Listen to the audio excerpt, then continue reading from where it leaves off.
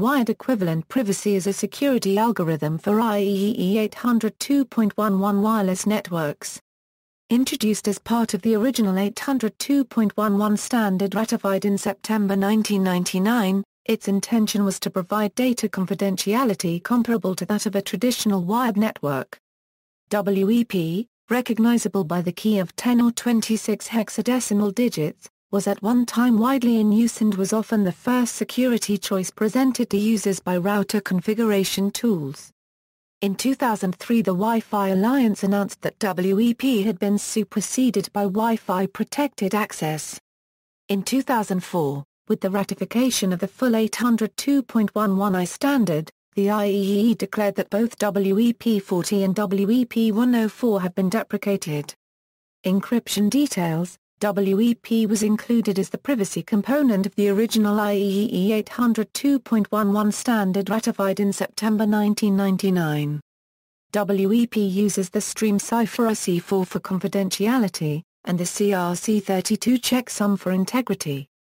It was deprecated in 2004 and is documented in the current standard.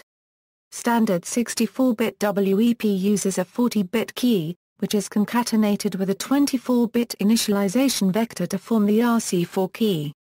At the time that the original WEP standard was drafted, the U.S. government's export restrictions on cryptographic technology limited the key size.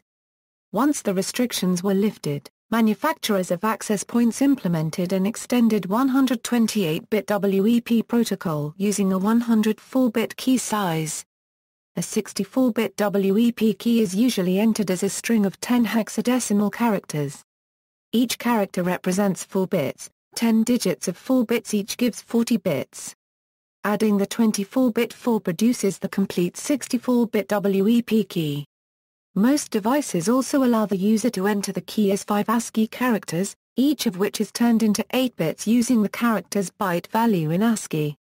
However, this restricts each byte to be a printable ASCII character, which is only a small fraction of possible byte values, greatly reducing the space of possible keys. A 128-bit WEP key is usually entered as a string of 26 hexadecimal characters. 26 digits of 4 bits each gives 104 bits. Adding the 24-bit 4 produces the complete 128-bit WEP key. Most devices also allow the user to enter it as 13 ASCII characters. A 152-bit and a 256-bit WEP systems are available from some vendors. As with the other WEP variants, 24 bits of that is for the IV, leaving 128 or 232 bits for actual protection. These 128 or 232 bits are typically entered as 32 or 58 hexadecimal characters.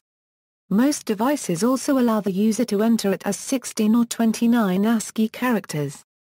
Authentication. 2 methods of authentication can be used with WEP: open system authentication and shared key authentication. For the sake of clarity, we discuss WEP authentication in the infrastructure mode. The discussion applies to the ad hoc mode as well. In open system authentication, the WLAN client need not provide its credentials to the access point during authentication. Any client can authenticate with the access point and then attempt to associate. In effect, no authentication occurs. Subsequently, WEP keys can be used for encrypting data frames. At this point, the client must have the correct keys. In shared key authentication, the WEP key is used for authentication in a 4-step challenge-response handshake. The client sends an authentication request to the access point. The access point replies with a clear text challenge. The client encrypts the challenge text using the configured WEP key, and sends it back in another authentication request. The access point decrypts the response. If this matches the challenge text, the access point sends back a positive reply.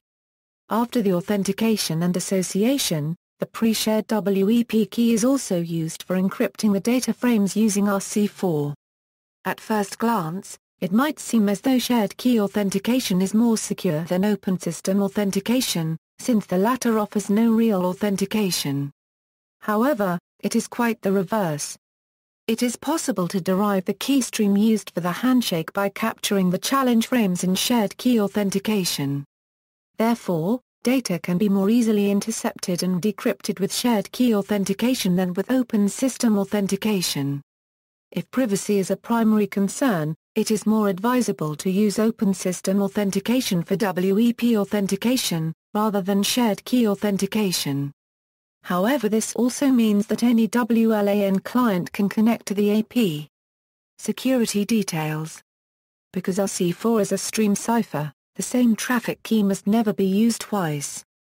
The purpose of WEP-40, which is transmitted as plaintext, is to prevent any repetition, but a 24-bit 4 is not long enough to ensure this on a busy network.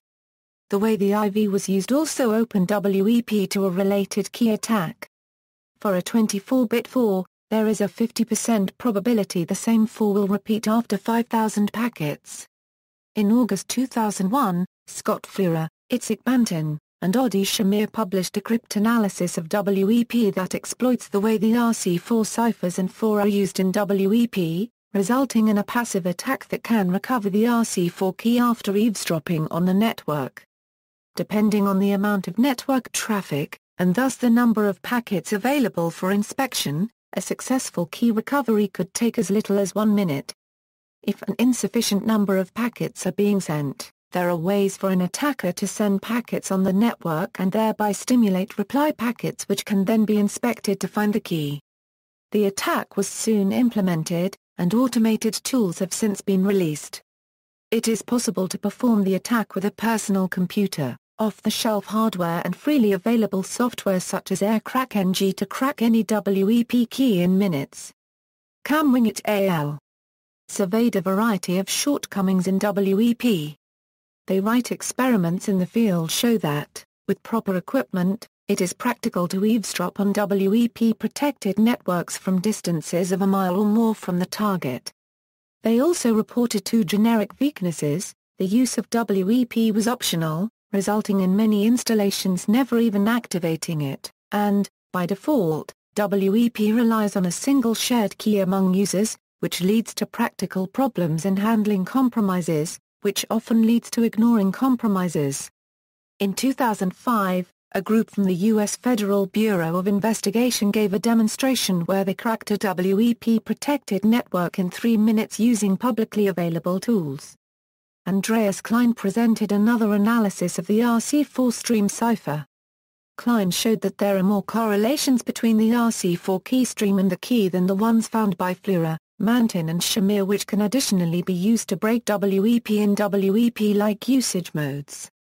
In 2006, Bitau, Handley, and Lackey showed that the 802.11 protocol itself can be used against WEP to enable earlier attacks that were previously thought impractical. After eavesdropping a single packet, an attacker can rapidly bootstrap to be able to transmit arbitrary data. The eavesdropped packet can then be decrypted 1 byte at a time to discover the local network IP addresses.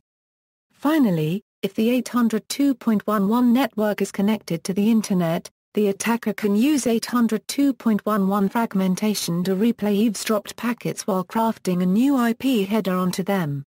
The access point can then be used to decrypt these packets and relay them onto a buddy on the Internet, allowing real-time decryption of WEP traffic within a minute of eavesdropping the first packet. In 2007, Eric Tews, Andrei Pshkine, and Raw Philip Weinman were able to extend Klein's 2005 attack and optimize it for usage against WEP.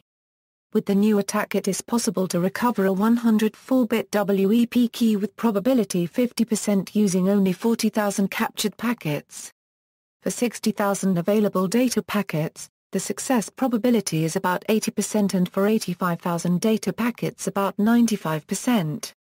Using active techniques like DETH and ARP reinjection, 40,000 packets can be captured in less than 1 minute under good conditions.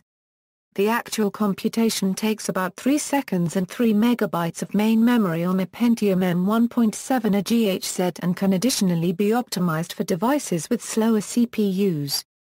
The same attack can be used for 40-bit keys with an even higher success probability. In 2008, Payment Card Industry Security Standards Council Euro Unregistered Trademark S latest update of the Data Security Standard, prohibits use of the WEP as part of any credit card processing after June 30, 2010, and prohibits any new system from being installed that uses WEP after March 31, 2009. The use of WEP contributed to the TJ Mork's parent company network invasion. Remedies: use of encrypted tunneling protocols can provide secure data transmission over an insecure network. However, replacements for WEP have been developed with the goal of restoring security to the wireless network itself. 802.11i, the recommended solution to WEP security problems is to switch to WPA2. WPA was an intermediate solution for hardware that could not support WPA2. Both WPA and WPA2 are much more secure than WEP.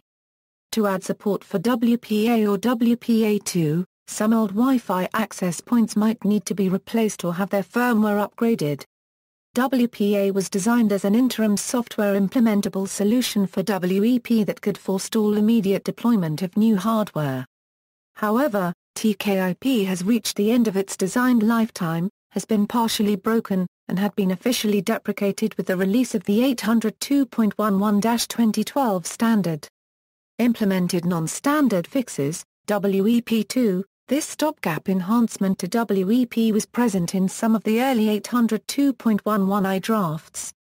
It was implementable on some hardware not able to handle WPA or WPA2, and extended both the IV and the key values to 128 bits.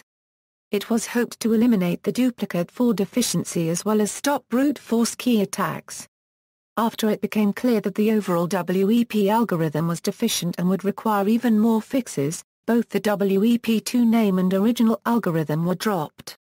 The 2 extended key lengths remained in what eventually became WPA's TKIP. WEP-loose, also known as WEP+, is a proprietary enhancement to WEP by AGA systems that enhances WEP security by avoiding weak IVs. It is only completely effective when WEP-loose is used at both ends of the wireless connection. As this cannot easily be enforced, it remains a serious limitation. It also does not necessarily prevent replay attacks, and is ineffective against later statistical attacks that do not rely on weak IVs. Dynamic WEP. Dynamic WEP refers to the combination of 802.1x technology and the extensible authentication protocol. Dynamic WEP changes WEP keys dynamically. It is a vendor-specific feature provided by several vendors such as 3Com. The dynamic change idea made it into 802.11i as part of TKIP, but not for the actual WEP algorithm. See also, stream cipher attack, wireless cracking, references.